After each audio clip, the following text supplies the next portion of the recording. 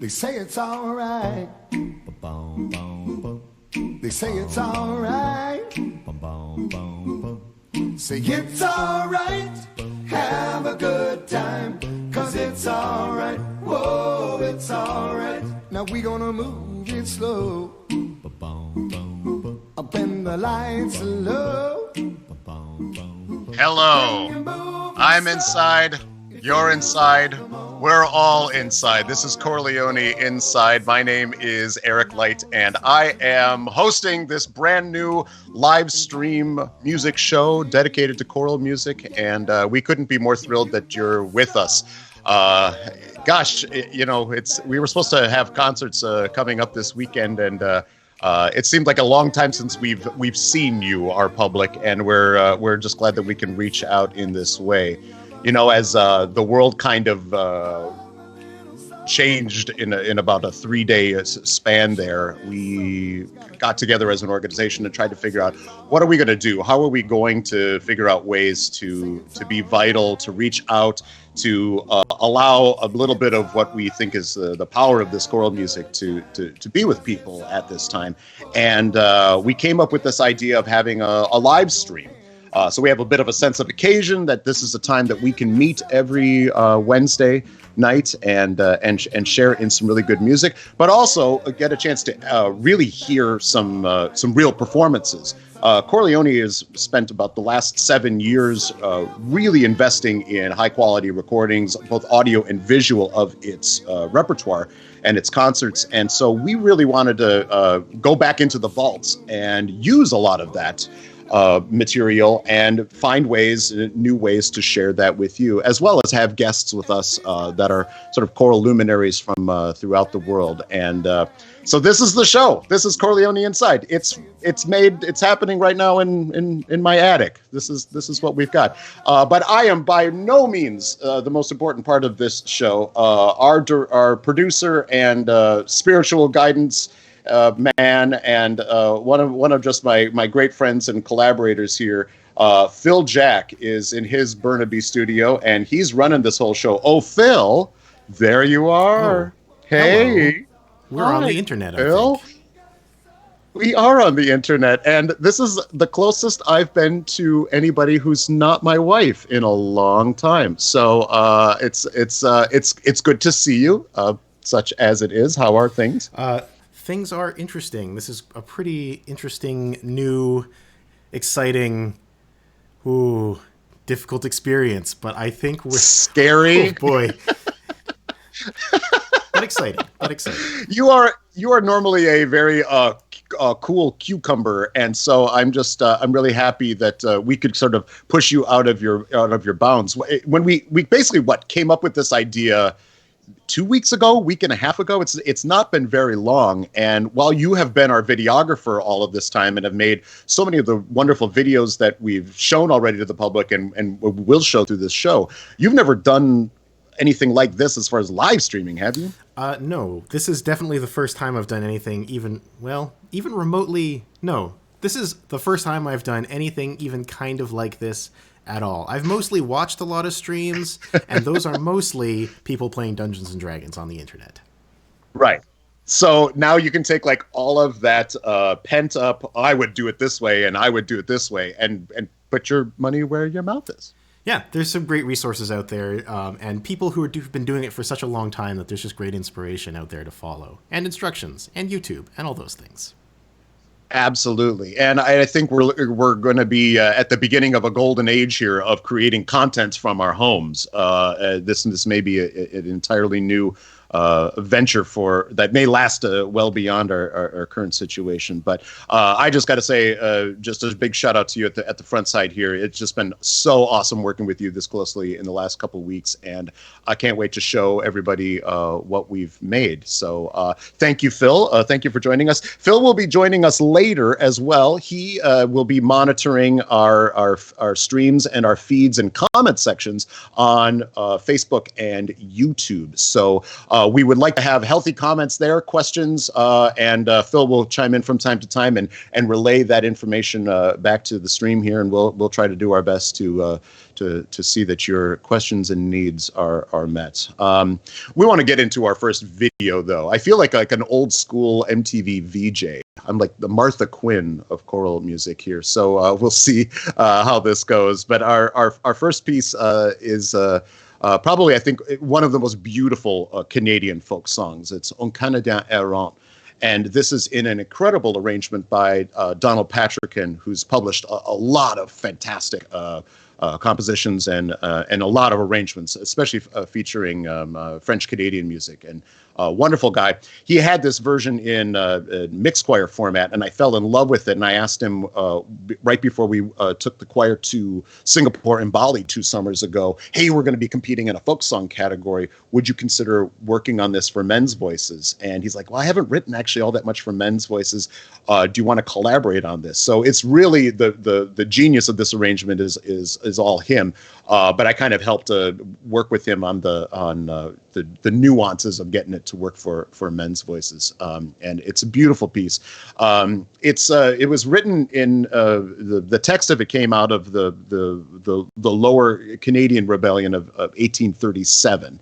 And it basically tells the story from a soldier's perspective of a soldier who is exiled in that rebellion and can no longer return to his homeland of Canada.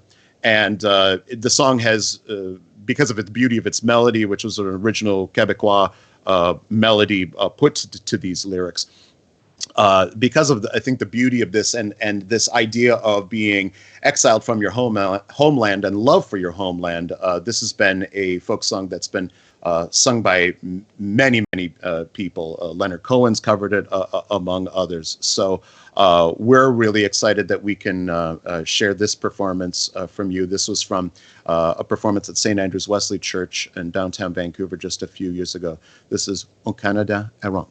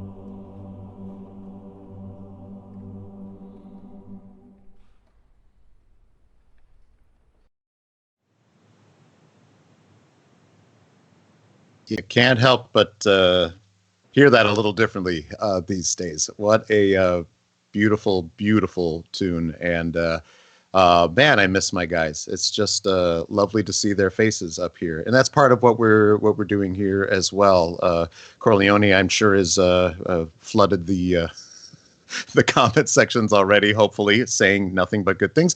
And but it's just it's a wonderful time, not only for us to reach out to you, our audience, but to be together as a choir in this way and reflect on some of the great work that we've done. I miss their faces. And here's another face that I miss. Is one of my best friends in the whole world, Dr. Ethan Sperry. I got to know him when he was the head of choral activities at Miami of Ohio. He ran the wonderful Miami of Ohio Glee Club, and we got to work together there when I was with Cantus. And he then moved to Portland, became director of choral activities at Portland State, where he's just tearing up the world. And actually, then I joined him there in Portland, where I lived for 8 years. And he's the main reason why I did this. And I thought for our very first time that we had a guest on this show, I thought, well, what the heck? I'm just going to have somebody who's awesome and is my friend. And if I screw up at interviewing him, he will forgive me. Let us please welcome Dr. Ethan Sperry. Hello, Ethan. How are you? Hey, Eric. I am doing really well. It is so good to see you. So we miss you in Portland. I miss Portland too. And just before we got on, you were telling me of all the very Portland things people are doing during the COVID things of CBD shots and coffee and other things that we may not go into but it's I'm glad to see that Portland. We are keeping Portland weird even through the coronavirus. I don't think any virus could probably knock it out of existence. So I got to ask you, first of all, I'm sitting here listening to my choir and missing them terribly and hearing their beautiful sounds and missing their beautiful faces. What have you done in the last, weeks here as pivoting, trying to be a musician, a leader of choral people, of singers? What's this been like for you? It's really crushing. There's the two levels of it. I mean, all of us, we have so many public events planned that we all look forward to, whether it's the students or I also have an adult community chorus, the Oregon Repertory Singers, very much like Chor Leoni. And these are a huge part of our lives. The concerts, the tours we had planned this summer. My chamber choir from Portland State was supposed to sing at the World Symposium on Choral Music in New Zealand. All of these things are canceled. It's just these huge parts of our lives. And that was sort of the first wave of shock, but it's nothing compared to just not making music on a daily basis. Just not having that in your life. It's the worst part of the quarantine. I know people are very into making these virtual choirs, which are really cool to watch, and they're fun experiences, but they're virtual and they're no more real than it's not the same thing to be friends with somebody on Facebook as it is to actually have a friendship with somebody. And it's that real contact, both with each other as musicians, with the music itself. There's a huge gaping hole, I think, for a lot of us. And thanks for creating a format where we can sort of reflect on it, but also just go back into some of our archives. I think it's a great place to be. These aren't virtual videos. That was a real concert performance you just saw with real people. And I think that's a great place to be right now. There have been so many wonderful choral recordings made. And I hope the show runs for a while because I think there's a lot of great exploration to be done. And thanks for having me here to kick it off. Well, it's just nobody better, frankly. You've had a varied career and you've experienced choral music from so many different angles. I think you and I share a common, maybe not skepticism is the right word for the virtual choirs, but I think we understand what this means to have a choir and what this music making is. I want to get into that probably a little bit later on in the show, sure. But I want to ask you, sometimes people have been equating the virtual choir with making a recording, which you and I have now done, four albums. I can't even count. It's been five albums. Yeah, quite a few times. In me in various capacities of producing and whatever. And I know this is a process that you believe very, very strongly in. I'd like you to talk about like why you've decided to make this great commitment to making high quality choral recordings, and then maybe talk a little bit about this new one that has just come out. Sure. The recording process is something I so value because of what the way it pushes singers' musical skills. I really love championing the music that way too, making sure we've got a really great recording in a great acoustic. No coughing. Yeah. Right. Yeah. I mean, that's actually one of the biggest things. I can't tell you how many of the greatest live performances I have really, loud audience noises, phones going off, babies crying, coughing. That there's, first of all, the ability to remove some of that, the chance to give students multiple times to get their best singing, but also just to take the same piece that we've worked forever on, and then we can spend 2, 3, 4 more hours in a row just really zooming in and drilling down to a level of detail that you can't get to in concert. It's a very different kind of process, but you grow so much as a musician by being pushed down that road, especially if you have the right producer guiding the sessions. And then what I've loved about our process, we haven't been doing a lot of fakey kinds of things. We are recording as an ensemble. The whole ensemble is singing as a choir. But after you hear sort of your best takes cherry-picked together, it allows you to sort of lift the level of the choir the next year. They can sort of hear that next step. And it's such a valuable thing. Once you hear it, it's so much easier to replicate it. It's sort of like once you've been somewhere, you can get back there so much more easily, especially if you can relive that moment again and again. And then there's the other aspect. We've been trying to focus on music that doesn't have a lot of great recordings out there. And I think it's just so much nicer for someone who cares about choral music to have something that was recorded in high definition with no audience noise and with high quality microphones in a beautiful acoustic instead of, something that was recorded by somebody's mom's iPhone in the audience. It's just a better way to hear the music. I think it's really interesting to me as the internet has sort of taken off. And bandwidth is getting better. We're broadcasting all of this in high definition, so we're trying to give as close to a real thing as we can. But choral music, like the things that have become so popular in our field, are these cell phone videos on a subway station, and and people are seeing music made in other places. And I think some of that's to do with we now all have these amazing recording devices in our pockets with us at all times. But I think it's so interesting that now we live in a world where it's cheaper and easier than ever to make a high quality recording and to make a thing that can be so dear to you as a piece of art. The recording becomes something else other than that performance. It becomes this like kind of object that exists forever.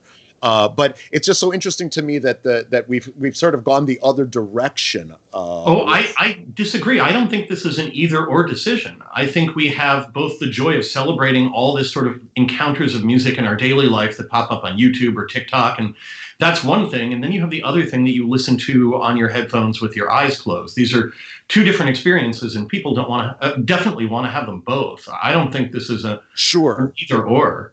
I just think it's just really interesting to me that, and sometimes I think the popularity of these things and for how easy it is to point your phone at something and get it versus the Mount Everest climbing that we do when we're trying to make these albums. But I tend to feel that it's super worthwhile. I love that you say it's such an educational experience. I know that we as Chor Leoni have felt that, and I think both you and I realize, like, when you do this process, right, nothing lifts the choir, as you were just saying, any higher than making one of these kinds of albums. So this album is the second one that we've done together, featuring the music of a friend of ours, Ēriks Ešenvalds. Can you tell me just a little bit about how you've come to his music and why record a second album of his stuff? Right, that's a really, really good question.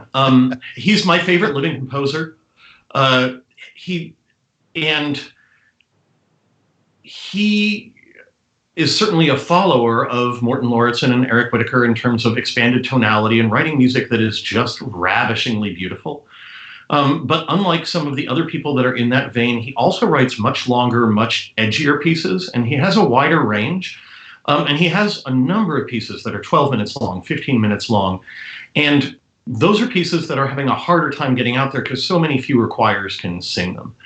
And so I really wanted on this album to explore some of those longer pieces and some of the sounds that he had available. We did that with 2 on our previous album. We did The First Tears and his oratorio Passion and Resurrection. But those are the pieces that I feel like aren't getting represented. And then I also wanted to make sure we had a few of the shorter, more standard, what he's really known for. And then there's just this lovely thing that I introduced him to Paul Ann Peterson, who's the former poet laureate of Oregon. And he started setting her poetry. So we have 2 of those settings of sort of this Latvian composer from almost halfway around the world, working with a poet from my home state, and how beautifully that fuses together in these kinds of collisions of cultures or artistic influences. So I also wanted to make sure to get her pieces recorded. And they're wonderful additions to, I think, the repertoire and to this album. I think they're fabulous. Well, we're going to first focus on one of those shorter pieces. O Salutaris Ostia. Can you just tell us briefly a little bit, give us a little intro on this piece? Right. So this is just a short prayer asking for peace in our homeland, which seems quite timely at this moment. And the way the piece is structured, one of the things that Ēriks is so beautiful at is this musical technique called elision, where one phrase begins before the previous one ends. And this piece is basically one long elision. It's an 8-measure chord progression that constantly repeats. And every time you think it's going to resolve and the tension is going to be released, it isn't. That search for peace, that search for that homeland is seemingly never ending. And every time you think you have that moment, I think it represents the struggle we're going to be in for quite a while right now. And let's hope that our current struggle ends as beautifully as this piece ends. Because, spoiler alert, this piece has a really happy ending. It's a nice ending. And so it's why I really wanted to choose this piece. And you didn't have a video because this is from the album. So Phil Jack has collaborated with local artist Tico Kerr. We've taken 3 of Tico's paintings and set them into the visuals for this piece. So this is the visuals, the paintings of Tico Kerr, the music of Ēriks Ešenvalds, and the conducting of Ethan Sperry.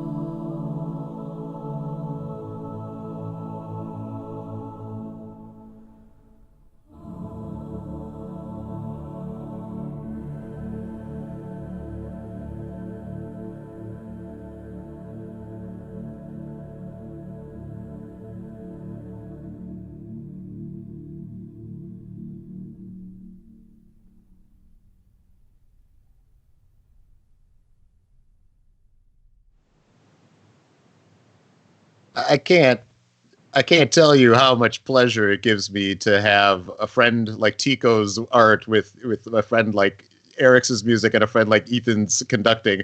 It's just it's just a joy. This is so fun to bring this together. Bravo to you, sir. Thank you. And Phil, that's really beautiful. And I look forward to meeting Tico. Wow, what a that just I hadn't seen that before. That's extraordinary. Yes, we're gonna do. It's gonna be like the Barbara Walters special. We're gonna try to make the conductors cry over their own. Yeah. Sounds good. We'll see, but it's it's just lovely to do that. That piece is like almost practically perfect. I mean, it's just it's like Mozart Ave Verum Corpus level of music making. It's simplicity. Yeah. It's and trusting what's happening in the piece. And wow, those sopranos! How about that? Yeah, that's Kate Lettington and Maeve Steer as the two soprano duet soloists. What a joy to work with them! I tell you, it doesn't get much better than that. We were talking about this before about the virtual choir, and I don't want to necessarily ask about virtual choirs, but some of our recent social media posts led me to think I haven't necessarily maybe asked you this question. If a virtual choir maybe has some problems with it or isn't maybe necessarily a choir, what is a choir to you? What is its defining elements? I think you and I both agree it's more than just voices coming together to be heard by a listener in parts or something like that. I think it's much more than that to both of us. And I'm really curious to hear, what do you think is that fifth element of choral music making? Well, a choir is a community, and there are different ways to form choirs. I've had a chance to conduct choirs like all-state honor choirs where the community has been formed rapidly, from different schools from around the state. But even then, it's people living and breathing in the same space, experiencing music together through a process that they grow with the music as a community. And sometimes in the case of like your Chor Leoni or my organ repertory singers, student choirs, the students tend to keep graduating. But in the adult choirs, these are people that have been making music together for a very long time. The same is true of a lot of our professional orchestras. And that's the element that comes across so clearly in the performance, is that it's not just that all these people love music, it's that they've lived with the music together. And even though I loved all of Eric Whitaker's virtual choirs, like those people never met each other or had that experience with the music together. And even though it's a very cool virtual experience and an amazing thing for music production, I just kind of wish he'd chosen a word other than choir. Like it's a virtual something else. But I guess it's the same thing. A virtual friend is not the same thing as your real friend.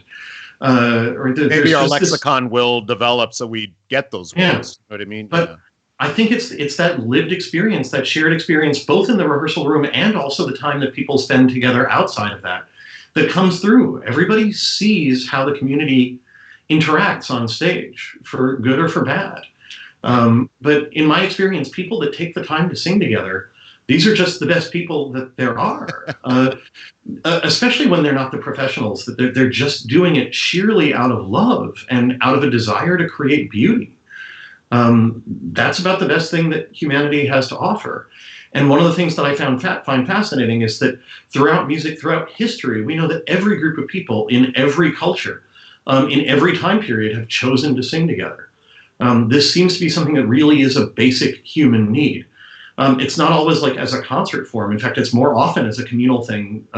What's weird about our music is the audience, the people who actually want to sit and listen and not participate. But just this desire to do this together with our voices, it seems to be one of the most basic human things that's available. And each community is different. And so different wonderful communities singing the same piece, you're still going to see something different in what that shared experience is coming to life. I could not have said that better.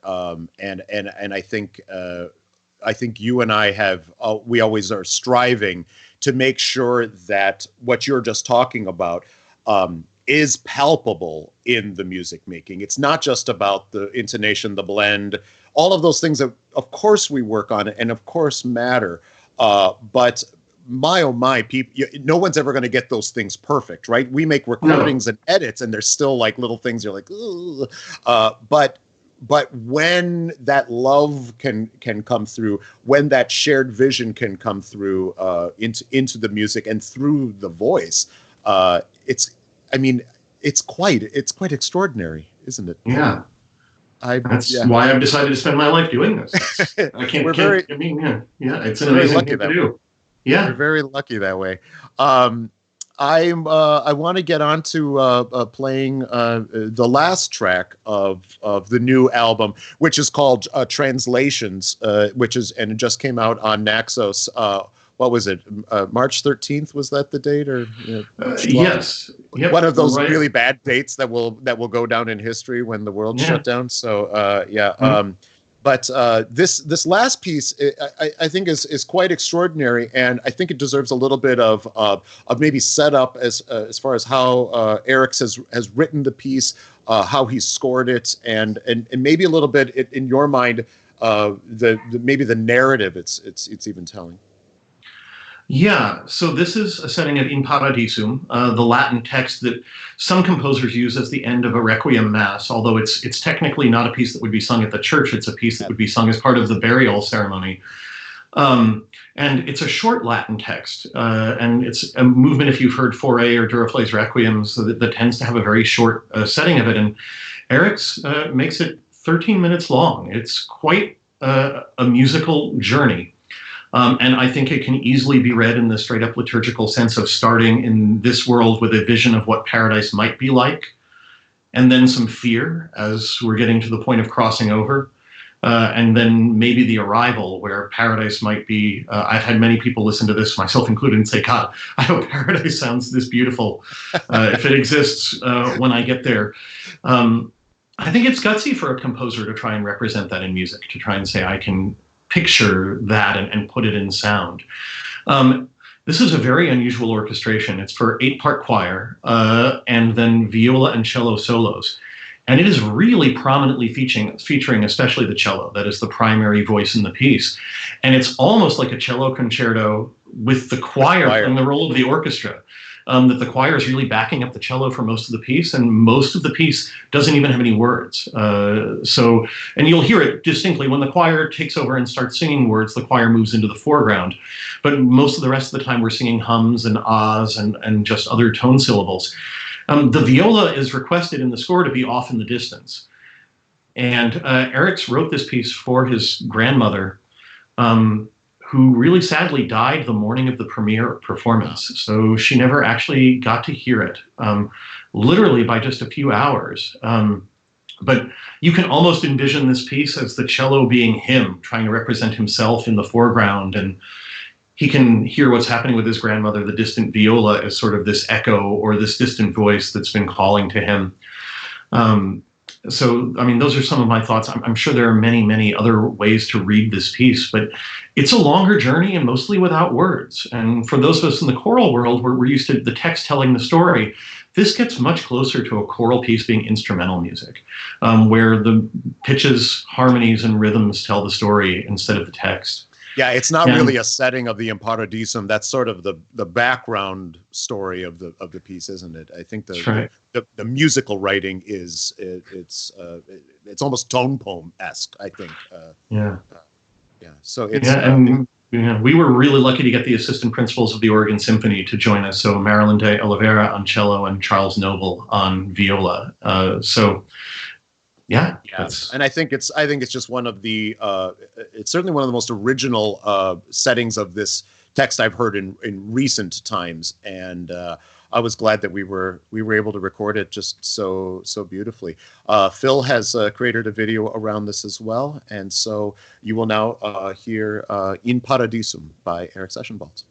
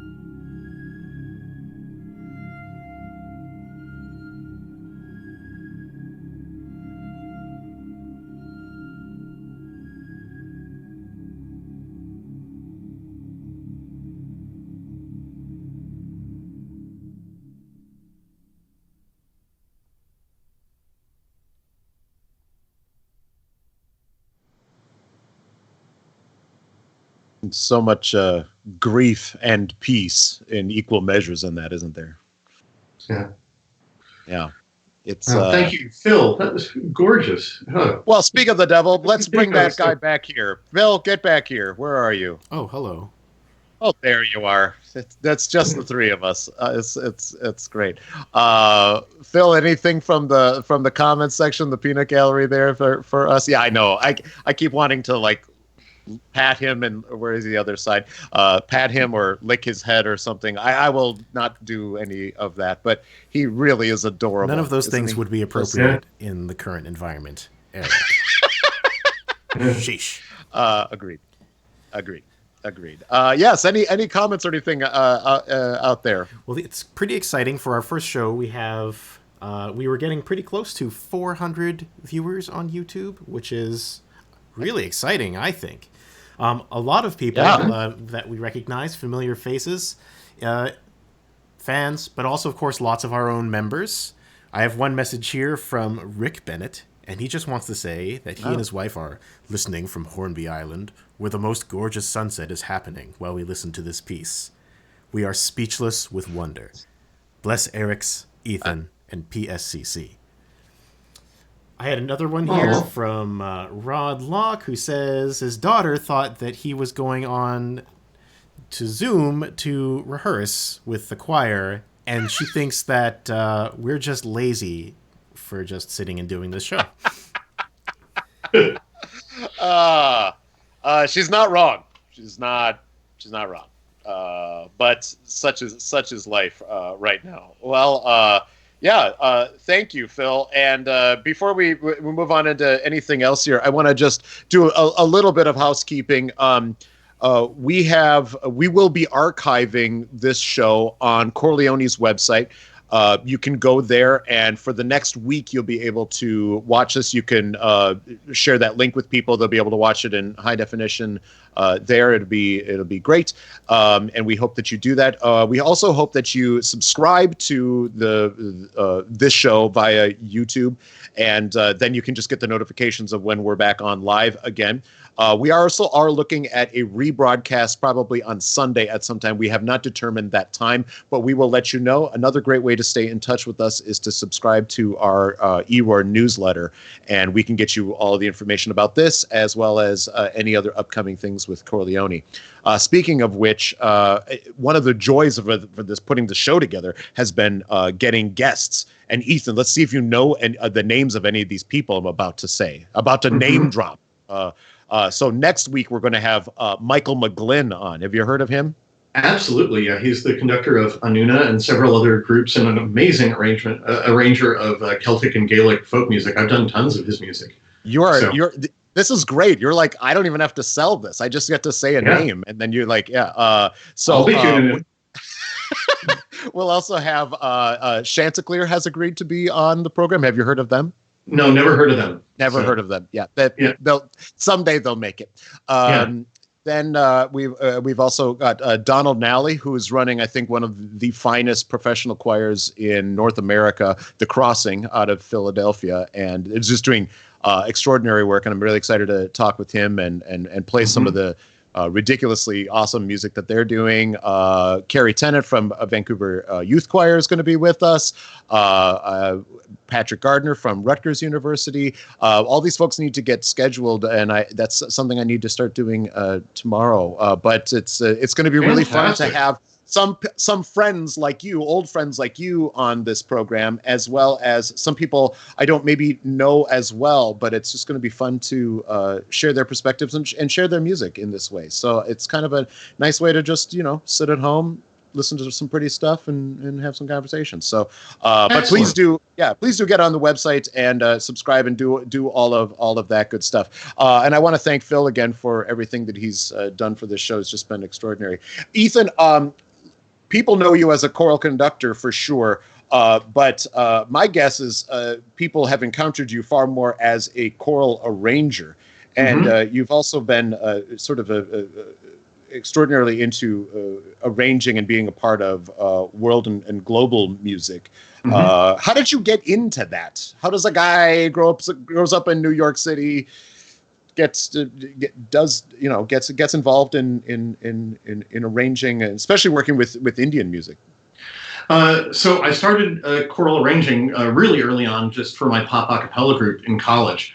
And arranging is something I've always loved to do. I made it a large part of my doctoral studies. I was fortunate enough to study with Morton Lauritsen, just wonderful teacher as well as a composer. And then I got this job at Miami of Ohio, and there was a guy named Srinivas Krishnan, who was an engineer who had moved from India to Ohio to get his master's at Miami University in engineering. And then he had been working for Procter & Gamble in Cincinnati. But in addition to being an engineer, he was a phenomenal tabla player and singer, and he really wanted people to be more involved in Indian music. And some people would say he was thinking outside the box, but he doesn't really have any Western musical training. I'm not sure that he was aware there was a box. There was a box. Like in America, when people study Indian music, they tend to learn the sitar or learn the tabla, learn one of the Indian instruments. But Srini didn't see that distinction. He's like, just learn the music. And he would come up and work with music majors at Miami and sing them the raga melody, and they would transcribe it, and then they would play it on their instruments, whatever they were, with him playing percussion. Yeah. So the first time I saw his group, that was called the Music of India Ensemble, it was 3 flutes and a cello and a trombone, all playing a raga while he accompanied on the tabla. And I was like, this is one of the coolest things I've ever seen. Have you ever wanted singers? And he said, yes, absolutely, but no one's ever been interested. So I signed up my mixed choir, the Collegiate Chorale, for this project, and we went looking for sheet music of Indian music for choir, and we found the one piece that was published at that time. And after we did that one piece, we decided we needed more music. So he started doing the same thing with me, introducing me to Indian melodies, and then I would write them down and do choral versions. At first, it was sort of simple unison singing, call and response with him, kind of like you would see on an Indian stage. And then I got much more involved in the film music. I got some travel grants. I went to India. I started learning about the classical music, but also going to the movie theaters. And then through a real stroke of good luck, I got introduced to A.R. Rahman, who is the greatest of the Indian film composers and has won 2 Oscars and 2 Grammys, in addition to all sorts of awards for his music in India. And also, lesser known fact, he is the best-selling recording artist of all time. He has sold far more albums than Madonna, the Beatles, Britney Spears, and Michael Jackson all put together. I think in the West, we're a little uncomfortable with the idea of a brown person who happens to be Muslim being the best-selling recording artist of all time. So we don't go around trumpeting that, but he is. And when he first heard my choir in 2003 sing one of his pieces, he burst into tears because he saw how much my students were loving and enjoying his music. And it was his first time ever seeing any non-Asians sing his music. Right. And it was, in his words, the first time he understood that his music could cross cultural boundaries. And I know that that's something we have issues with these in modern society, but A.R. Rahman clearly wrote his music with that idea, that he wanted it to be global music. He hates being thought of as like the great Indian film composer. He's like, no one calls Mozart the great Viennese composer. They just call him a great composer. And he loved the idea of us working together on these arrangements because he loved the idea that a Muslim and a Jew could work to produce beauty together, and thought that was a really important message to send. So I've done some work on the older Indian classical music through meeting Srini, and then I've worked with A.R. Rahman on a lot of his music as well. It's fantastic. It's been such a, I think it's your work and your connections there, and the way that your choral series has gone out there it's really changed how people program for their choirs in North America. People are incorporating that kind of music into their repertoire far more regularly, and I have to say, I think people are starting to incorporate this music into their repertoire with far more nuance, other than just being the concert closer for for their show, and starting to realize the breadth and depth of what is there. Chor Leoni is not alone in this. We have also done your arrangements and your arrangements of A.R. Rahman, and we want to play for you a video of us performing one of your arrangements. This is Wedding Qawwali. Can you say a little bit? Do you know? Give us a little bit of background on the song. Sure. So A.R. Ramon's first crossover attempt to the West was a Broadway show that was produced by Andrew Lloyd Webber called Bombay Dreams, and it ran for a while in London and in New York. And so this piece is from that show, and it's from a wedding scene. And so it's based on sort of Pakistani and parts of Indian traditional wedding music, Qawwali singing, which would usually be done by two singers in alternation. And so I do a lot of that with the tenors and basses as sort of large groups. Traditionally, this would be improvised. So A.R. Rahman, sort of for the show, wrote down what would be a crazy, flashy improvisation, but of course it's done the same way every time, 8 days a week in the Broadway show. And so I asked the choirs to do some of these very complicated tongue twisters, which are really much easier for a soloist to do, like the way they did in the original. So it's taking a piece that's hard enough for soloists and making it even harder for choirs. And one of the things Rahman has said in a lot of interviews is he thinks this piece and others have caught on because Western choirs are striving for this kind of rhythmic complexity, that we're really anxious to tackle those kinds of challenges, like in Indian music. And actually, the complexity is a selling point, not a detriment. And so he's not shying away from that, and neither are I, and neither am I, and neither are so many choirs that are singing these pieces. I love it. Let alone what it's doing pedagogically. It's just... I think this, and I think wedding quality of your arrangements, it's one of my favorites. I think it's just one of the most joyous pieces, and it has such strength in that joy. It is such strength in that joy, and it's just always been so much fun to work on. And Lord knows we do have to work on it, because those tongue twisters are you are not kidding around. They are challenging. This is a performance that Chor Leoni did 2 summers ago when we were singing in Singapore. We made it into the Grand Prix for the Singapore International Choral Festival, and we sang this along with a Veljo Tormis work. So we really wanted to show our range. And in preparation for this performance and this tour, we worked with local Indian dance instructors. So they came in and worked with us. And so all of the moves that you see have meaning to go with the text. And it was another just beautiful collaboration of cultures, and I have to say, you won't see them in this video, but it was probably my favorite standing ovation, similar to what you're talking about, Ethan. In the middle of the Singapore International Festival, in the middle of this hall, there was this tiny little choir from India. And when we started singing this, they didn't know what we were about to sing. Their faces just lit up. I was playing shakers in the back so I could watch them. And the standing ovation that we got from them, a bunch of Canadians singing their music, was just overwhelming. And you realize that you worked that hard to honor them and honor their music, and to have that favor returned back was extraordinary. It was just extraordinary. So, Ethan, I want to thank you so much for being with us, our first guest here. I want to thank you for everything you do for this art farm, for what you do for choral music, for what you do for me. Just thank you so much. Please buy his album, and the information's down below. You can stream it, all the rest of that, and Godspeed, Ethan. I just hope you nothing but great things. To honor you, and to as our final video for this episode, we'll now perform Wedding Qawwali. Right.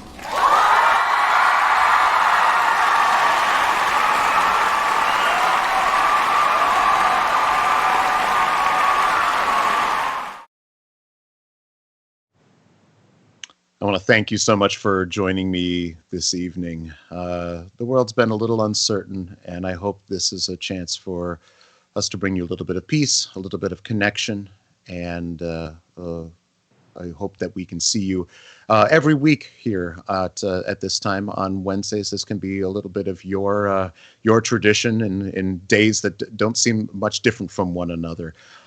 Please do what you can to honor those that are out there working hard in putting themselves in harm's way, so that we can be safe, and we can be trying to live life as best we can at this time. Take care of yourselves and take care of each other. Have a wonderful evening, everyone. Thank you very much. Ooh, yeah, yeah. They say it's all right. They say it's all right. Say it's all right.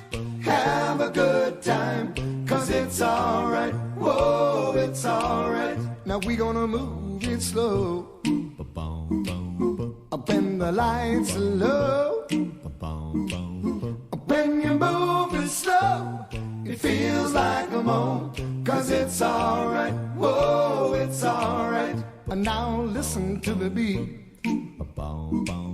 and kind of tap your feet. Yeah, you got soul. Everybody knows that it's all right. Whoa, it's all right. When you wake up early in the morning, feeling sad like so many of us do, oh, my little soul, make life your goal. And surely something's gotta come to you, and you gotta say it's all right. They say it's all right. Say it's all right. Have a good time, 'cause it's all right. Whoa, it's all right. Everybody clap your hands. Give yourself a chance. And you got soul. Everybody knows that it's all right. Whoa, it's all right. Someday I'll find me a woman who will love and treat me real nice. When my road's gotta go, my love she will know, from morning, noon, and the night. And she's gotta say that it's all right. They say it's all right. Say it's all right. Have a good time, 'cause it's all right. Whoa, it's all right. Everybody clap your hands and give yourself a chance. You got soul. Everybody knows that it's all right. Whoa, it's all right. You got soul. Everybody knows that it's all right. Whoa, it's all right.